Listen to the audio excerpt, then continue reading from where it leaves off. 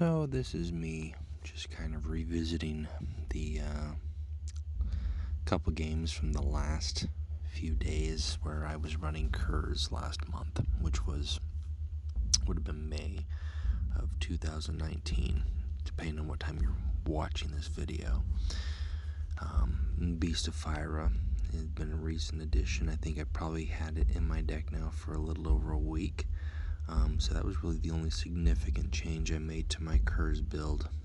Through the course of 2 months, really got familiar with how to use it, knew what cards I could rely on.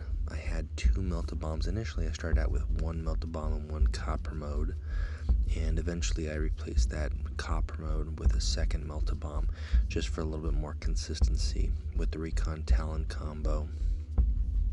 With Recon Talon and Time Melt-A-Bomb, that's a 5 energy, 4 to everything on the board, which is great. But when you have 2 Time Melt-A-Bombs in your hand, it gets a little bit frustrating. So my choices here were kind of, bait out maybe a destruction card, force him to deal with that and keep 1 in reserve.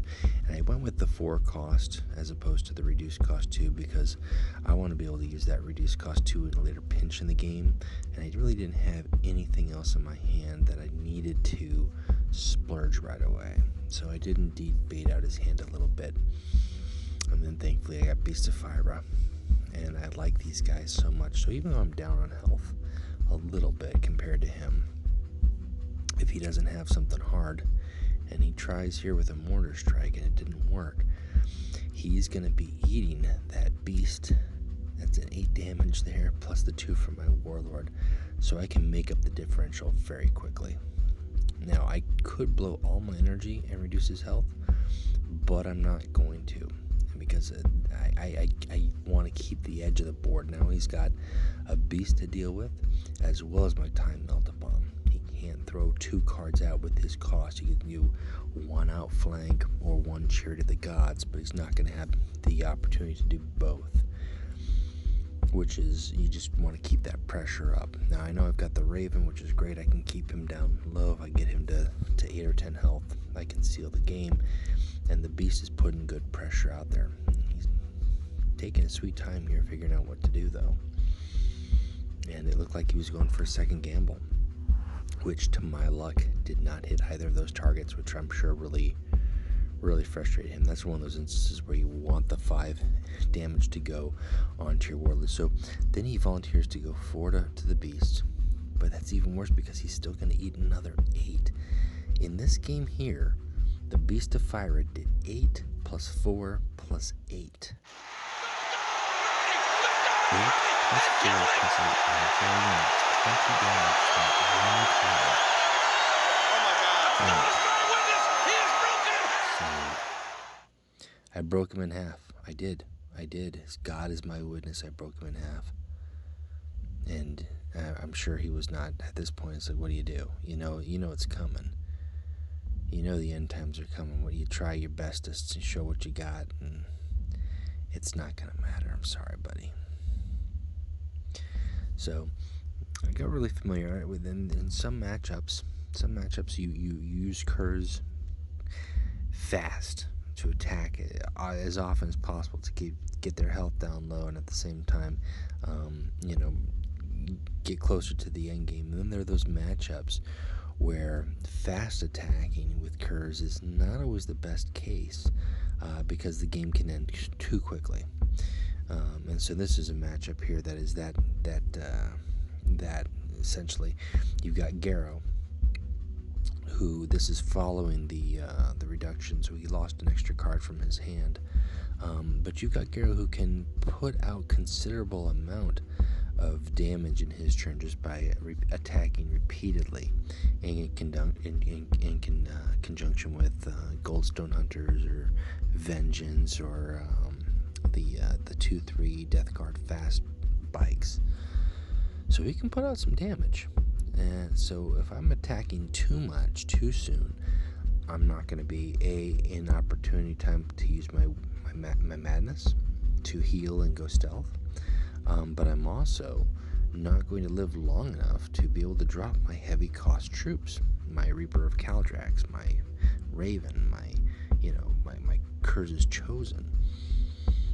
But the good thing is, with Rule of Fear, I've got 2 Rule of Fears in this deck. The Time Melt-A-Bombs, if I can keep my Recon Talon alive, I've got a lot of opportunity to really threaten his board.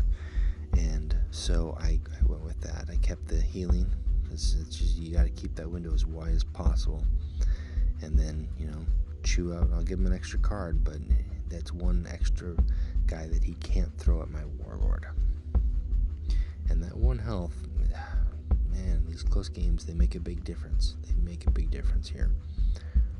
And unfortunately, Yu-Gi-Oh! Makes a really big recovery for him here. I'm going to be able to get rid of him. That's fine, but it still sucks when he gets 4, 6 health. Did he get 6 health or did he get 4 health? He got 4 health off of that. Ugh. Thankfully, he gave me a little extra fodder here, so he chewed down his hand. I'm going to be able to use this Rule of Fear here and get rid of Yu-Gi-Oh! Because that's just going to be a problem. I've still got the advantage. I've got that Reaper of Caldrax, which is really great to be able to lock Garro from attacking. So if he's got 4 or 5 cards in hand, even if they're, Vengeance or, it really just limits, he's going to have a turn where he's only going to be able to basically heal or not do anything if he doesn't have anything on there. And he keeps the game close here. So it's time to turn up the heat. We're going to lock him in place. And we'll see how we do it now.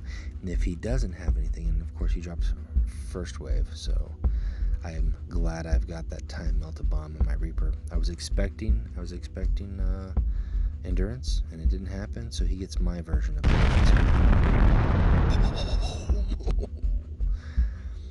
And this is one of those tough decisions. This is a good example, really, of too much of a good thing is not a good thing. Do I use the ability? Do I drop the troop? I should have used the ability here, I think. I would have had 11 health as opposed to the 10. And it was a matter of what does he got in his hand, and he's doing some math and he's doing some calculating. And so right there, that's 5. If he's got a fast attack, which he does, he's able to draw this game out, and that was a good game. It was really just a matter of, I should have used the ability. I would have had that 1 extra health. Would it have made a difference? He had 1 energy left. Maybe he had a 1 cost troop and he could have repeat attacked. I don't think so. I think that could have really been the win. But just a good example in terms of attacking too much in certain matchups puts you on that edge, but at the same time not attacking with Curze at all would not have been a good idea. That would have left his health too high. And then oh, beasts of fire, you're back and you're in my hand. And the thing with Beasts of Fire, they've got a maintenance too. I've talked about them repeatedly. It's until they go away or they are errated, I'm going to keep talking about these cards. But this card, you can afford to drop it on cost 4. And there are some demons that you want. You generally can do that with consistently. Nurglings is probably the only one that you don't drop right away on turn 1. The greater demons, you really are at the point where you're able to drop a 7 or 8 cost demon. You've got plenty of energy. The T-Loss Changers, you don't normally want to drop until much later because then you can combo with their ability. Beast of Fire, for their stats, for pound, you have maintenance 2 on your following turn. If you drop a Beast of Fire out, you've still got 3 energy to operate with on the next turn. And that's enough. That's enough either to use an ability, that's enough to drop a lower cost troop, or just reap the benefits of the Beast of Fire.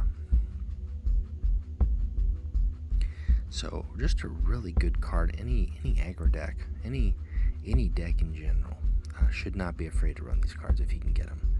So I'm feeling good going into this game. Ehrlen is going to be a tight window though. Ehrlen is very vicious. Number 1, because he doesn't leave me much breathing room when I do go into madness, and he can pump out some numbers. right off the bat. I put out Duke here at this point in time as opposed to the Beast because I was trying to bait. I wanted to see if he's got a Circling Speeders and a Sweep in Advance. If he doesn't, he's going to do some damage, and instead he's got Melgator, so I baited something out. The Melgator would not have worked on my Beasts, so I probably would have been safer to do the Beast of Fire, but as it was, that's what I went with, so I'll take it, but now he can't do anything. He can't do anything but know that it's coming, and he's going to throw a Melgator at these guys if he's smart. At least poison my Beasts, so I won't get as much value out of them as I got in that game against Horus. But I'm still going to be able to get 8 damage out of them. And 8 plus Curze is 10, and that's going to keep the game in my favor. I want to have Ehrlen low as quickly as possible. And instead, he's able to throw, now check that, Circling Speeders, Hidden Fade, and his bikes. He had to throw 3 cards to get rid of that one. I would have, probably the Ambassador Melgator Poison would not have been the best, but he spent 3 cards of resources to get rid of 1, and it wasn't hurting. It would have probably hurt me a little bit if I had kept it, because it would have limited my deploy options. Instead, I've got options here. Got a lot of options. I'm feeling really good with that Reaper of Kaldrak and the healing of extra Tez. So, in general, I felt that was a good exchange. And so, even though Beast of Fire doesn't always get damage, your opponent cannot deny it unless they've got front line for days. There's no way they can resist the sheer might of the Beast of Fire. They've got to throw cards at it, and in this case, he had to throw 3 cards at it. Even getting a card back from Hidden Fade is not. It still advantaged me, if you ask me. So I felt good. I've got my Talon in place. I've got Tez in place. I've got some healing. I can keep the edge out. This is still a very close game, as games with Ehrlen can go. He can just if he just puts out 3 damage every turn and drops a few troops when he can, and 3 damage every turn, and these games, especially with the Curze deck that is not relying on a lot of troops on table, just specific ones, if I'm not drawing those troops and I'm just throwing out tactics, then he has got, he can take advantage of that. He can put out the damage, and he is, and it's suddenly goes from an even kilter game to I'm at half health compared to him. I don't like it. I don't like it at all. So I've got the Tez to heal, and I'm gonna have to do that. And we're gonna have to pull out some stuff. I don't like the fact that he's got the guy shielded, although he might have just thrown that out there just because maybe he's got something in hand. Maybe he's got another Sweeping Advance in hand. And then I get a text, and I'm like, oh, that's right, I should turn notifications off when I play.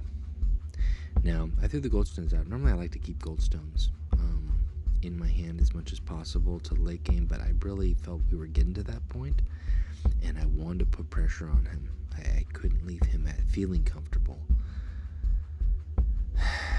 So he's down to 1 card. He's got beef. I had to take a quick break there to start my daughter's shower, and I came right back and felt good with that draw. I can lock our Brond, which I'm just gonna have to do the next turn. You don't want to act too quickly. If he's got something to break my stealth, then that's all over, but he's only got 1 card in hand, and I really doubted that was the case. So generally what I like to do is I like to keep Mercy and Forgiveness until I do my Madness, if I've got both cards in hand, just because I can get the guaranteed 8 health, and then they won't expect that I'll have a double sneak attack, and they might drop a beefier health troop, which will allow me to get rid of them and then go back into stealth mode. And he might have expected that I was going to go after just the troop, but I don't think he expected that I would lock his troop as well as go into stealth. And now he is facing down He could do a conquer on his turn. That's very possible.